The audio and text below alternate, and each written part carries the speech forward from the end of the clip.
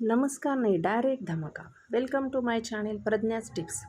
तर आपण जे असे सुंदर सुंदर कानातले आणतो, तर त्यासोबत जे असं पॅकिंग येतं, तर ते कधी कधी लवकरच फाटतं किंवा त्याचं सील पॅक नीट राहत नाही. त्यामुळं ते कानातले आपण जरी एखाद्या बॉक्समध्ये ठेवले तर ते त्यातून बाहेर पडतं किंवा कधी कधी आपल्याला त्यातलं एकच सापडतं आणि सर्व कानातले एकत्र होतात, त्याची जोडी पटकन सापडत नाही.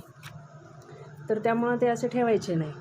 तर हे पाहे किती सुंदर कानातले आहेत, पण ते जर व्यवस्थित ठेवले तर ते आपल्याला खूप दिवस वापरता येतात, त्याची पॉलिश जात नाही.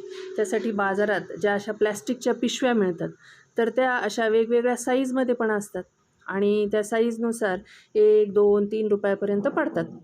तर हे पाहे माझे मोठे कानातले आहेत, तर ते मी या मोठ्या पिशवीत ठेवते आणि सील पॅक करून ठेवलं की ते छान राहतं, त्याची पॉलिश वगैरे जात नाही. तर ते असे तुम्ही सर्व कानातले वेगवेगळ्या पिशवीत ठेवू शकता किंवा खूपच छोटे असतील तर एका पिशवीत 2-2 ठेवू शकता. तर हे पहा, हे नेकलेससुद्धा आहे माझा, तर तोसुद्धा त्याच्या कानातल्या सहित आपण एकच पिशवीत ठेवू शकतो.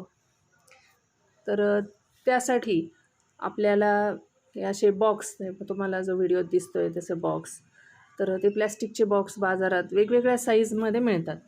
तर तुमची जशी ठेवण्याची जागा असेल त्यानुसार तुम्ही आणून त्यात ठेवू शकता आणि नेकलेससाठी वेगळा बॉक्स, कानातल्यांसाठी वेगळा बॉक्स असं ठेवून आपल्या सगळ्या ज्वेलरी आपण अशा व्यवस्थित ठेवू शकतो की जेणेकरून त्याची पॉलिश वगैरे जात नाही, लवकर ते व्यवस्थित राहतात, आपल्याला वेळेत सापडतात.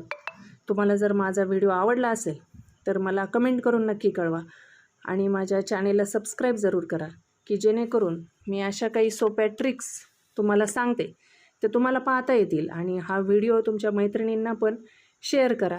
तर हे पहा, हे अशा पद्धतीने आपण असे सुंदर कानातले ठेवले की आपल्याला ते छान राहतात. तर भेटूया आपण नेक्स्ट व्हिडिओमध्ये. तोपर्यंत स्मार्ट राहा, स्टायलिश राहा.